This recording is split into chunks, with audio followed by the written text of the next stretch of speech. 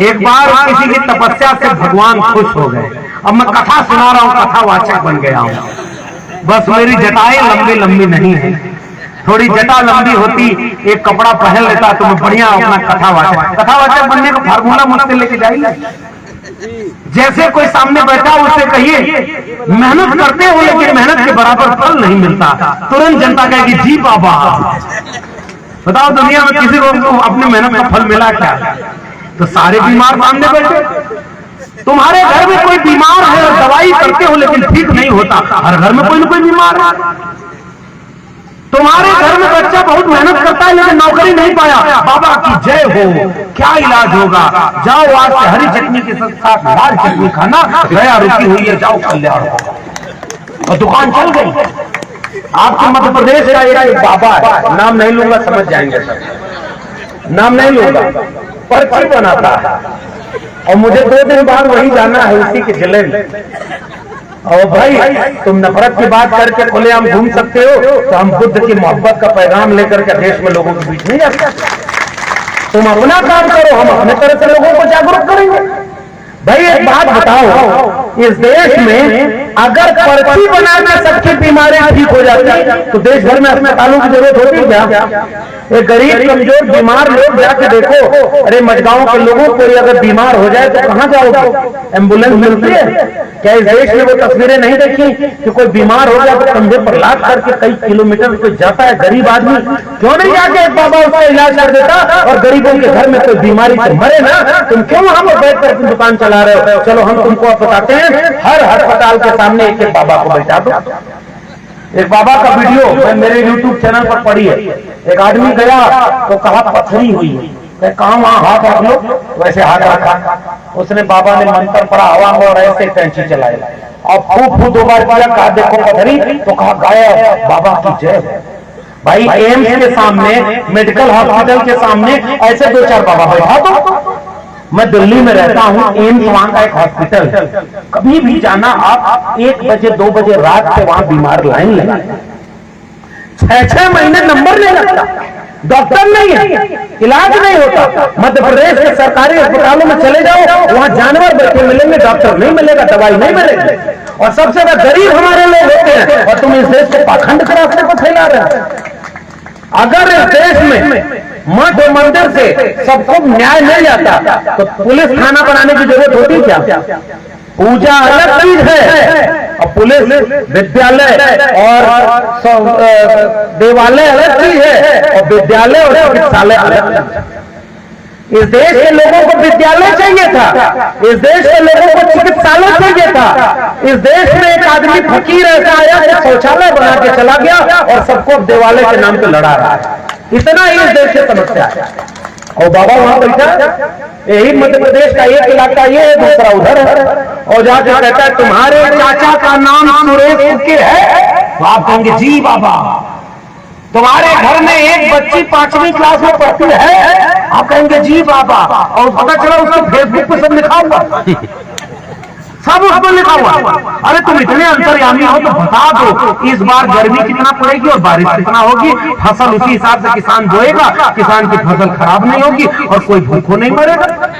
80 करोड़ लोग जिस देश में सरकार से अनाज लेकर जी रहे हैं, उस देश में बाबाओं की दुकान चल रही है। किसके लिए ये सब घूम रहे भाई? वो दुनिया भर की पर्ची बनाता था और उसका छोटा भाई जेल गया, उसकी पर्ची क्यों नहीं बनाया था? पूछना कभी, अपने लोगों को समझाना, उससे हमारी लड़ाई नहीं है, वो तो दुकान खोल के बैठा है। कलयुग ऐसा है, गोरख तो घर घर फिरे और मदिरा बैठ बिकाए। मतलब समझ रहे? वो वाला जो शाम वाली दवाई है, आजकल हमारे लोग उस दवाई के गिरफ्त में ज्यादा है। शिक्षा है नहीं तो दवाई लेकर के शाम को रोज मार पीट झगड़ा, घर में मार बाहर मार, यही हो रहा। और अपना कीमती पैसा उसी दवाई में जा रहा, दवाई कर रहा हूं, समझ रहे हो? कुछ लोग उसको दवाई समझ मत लेना भैया, वो है वही विनाशक है, लेकिन क्यों इसके चक्कर में हमारे लोगों को डाला जा रहा है? ताकि आप शिक्षा पर जाओ, तर्क मत करो, सोचो मत। और आप कौन लूट रहा है और दिमाग ही न जाए। गरीबों को इतना गरीब बना दो कि वो सोच ही नहीं पाए। शिक्षा इस देश की बर्बाद। इसलिए मैं आपके सामने फूले और अम्बेडकर की जीवनी नहीं बता रहा। अरे भाई हमारे पुरखे इतने लायक थे, कि अपने समय में अब कई सदियों तक जितने लोगों ने संघर्ष नहीं किया, उतने तो इन महापुरुषों ने अकेले संघर्ष करके हमारे लिए ये सौंप दिया। जो सौंप दिया उसे हम बचा पाएंगे कि नहीं, हमारी चिंता ये होनी चाहिए। बाबा साहब ने खूब कमाई दे दी, थैली में रख रहे हो और थैली फटी है, सब कमाई गिर रही है, तो बाबा साहब दोषी हैं क्या? वो लौट के आएंगे बताने कि तुम्हारा संविधान बदलने के नारा लगा करके ये सब सरकार बना रहा है? बाबा साहब आएंगे बताने, या सपने में आएंगे और वहां से कहेंगे कि आज कोरोना आया तो दुनिया वैक्सीन खोलेगी, हमारे यहाँ उसका मंदिर बन रहा, और यूपी बिहार में सबसे ज्यादा बना, उसके बाद नंबर मध्य प्रदेश का है, सबसे ज्यादा पाखंड। देखो पाखंडी बाबा आपके यहाँ का और है, और रुद्राक्ष बांटता है, समझ गए ना? छत्तीसगढ़ में मैं गया और वहां लोगों ने बताया कि एक जगह वो कथा की उसकी वीडियो दिखाई, और वीडियो में कह रहा था अगर आपके घर का बेटा बेटी पढ़ाई में कमजोर है, जिस दिन उसका एग्जाम हो उस दिन बेलपत्री लेना, बेलपत्री पर शहद लगाना और शहद लगाकर फला जगह चिपका देना, आपका बेटा पास हो जाएगा। कुछ दिन बाद अखबार में खबर छपी, उसका अपना बेटा 8वीं में फेल हो गया। भाई तुम दूसरे का बता रहे थे, अपना क्यों नहीं जाएंगे? लेके गए माटी का एक नाग बना के, मझगावा के लोगों को सुनना, आपके पुरखों ने क्या समझाया। माटी का एक नाग बना के पूजे लोग लुगाया, और जिंदा नाग जब घर में निकला ले लाठी दौड़ाया। अब बताओ इससे तार्किक बात कोई कहेगा क्या? भाई बाहर नाग पूजने जा रहे हो, घर में निकल आया तो? महात्मा कबीर ने क्या लिखा? मछली न तरी जिसका गंगा में ही घर, अगर डुबकी लगाने का। संत कबीर एक दोहे में लिखते हैं, मुंडन करने से मोक्ष मिलता तो सबसे पहला नंबर भेड़ का होता, गंगा में डुबकी लगाने से मोक्ष मिलता तो कछुए और मछली सबसे पहले तर गए होते। ये कौन कह रहा है? कबीर कह रहे, मैं नहीं कह रहा हूं।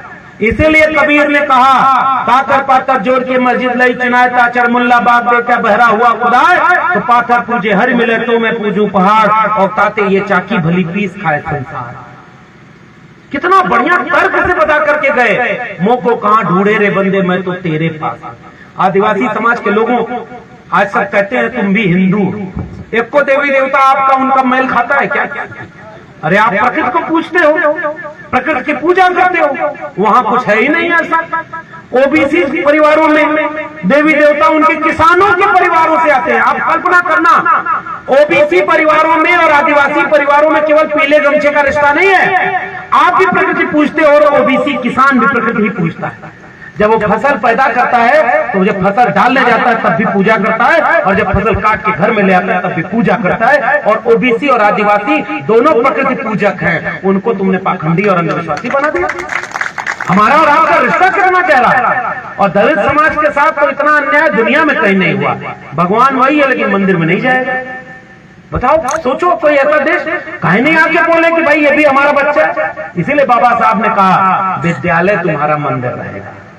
विद्यालय भेजना, अपने बच्चों को शिक्षा दिलाना, और शिक्षा दिलाना ताकि गुलामी की बेड़ी को दूर कर ले।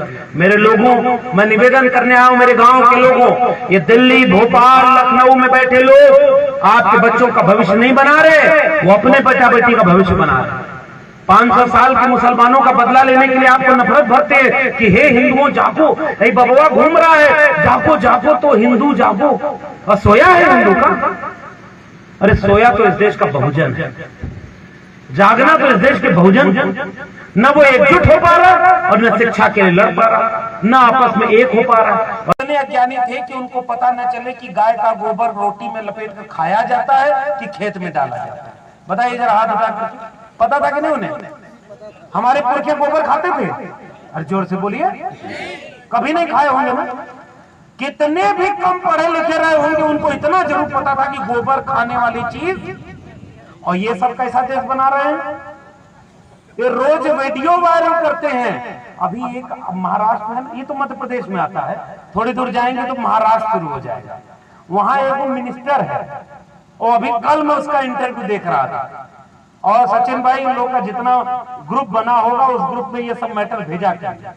उससे पत्रकार पूछ रही है कि अब तो गर्मी आ गई, रुआवजा पीते हैं कि नींबू शरबत? वो क्या बोला पता है? किसी ने सुना क्या? आप बताइए। गौ मूत्र पीता है। वो मिनिस्टर है, मिनिस्टर है ना। उन रानी क्या नाम है उनका, अब नाम क्या नाम यहाँ पर लेंगे तो हम बुद्ध का, कबीर का और रैदास का नाम लेंगे। ऐसे लोगों का नाम लेने के लिए मंच हम तो मैं कई बार आदिवासी परिवारों में जब गया, वहां कार्यक्रम में गया, तो चावल को पीले रंग में रंग करके तिलक लगाते हैं। पीले रंग का प्रेम आपको जानकर आश्चर्य होगा कि इस देश की ओबीसी की संस्कृति का भी अपना रंग पीला। ओबीसी का भी हमारे यहां भी जब कोई इस तरह का कोई चीज होती है तो उसमें पीले रंग का कपड़ा पहनना, पीले रंग का भेंट करना और पीले रंग का शादी तक में चावल को पीले रंग में रंग करके उसका उपयोग किया गया। कुदरत ने कितना अच्छा रिश्ता जोड़ा है और आज हम ही अपना रिश्ता नहीं जोड़ पा रहे, हम ही नहीं समझ पा रहे इतिहास कितना अच्छा।